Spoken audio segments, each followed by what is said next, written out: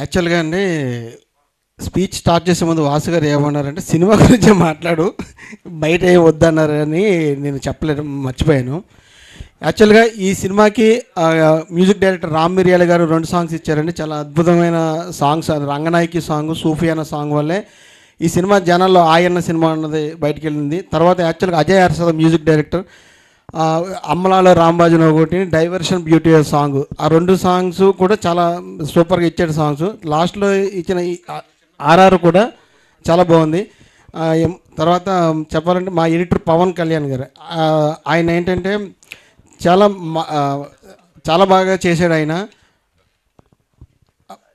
యాక్చువల్గా ఒక పక్క నుంచి నేను, పక్క నుంచి వాసు గారు, వీళ్ళందరూ ఉన్నా సరే మా ఇద్దరిని మంచిగా చూస్తూ ఇబ్బంది లేకుండా చాలా అద్భుతంగా, ఈ లెంత్ అన్నది లేకుండా 2 గంటల 20 నిమిషాలు సూపర్గా కట్ చేశాడు ఆయన.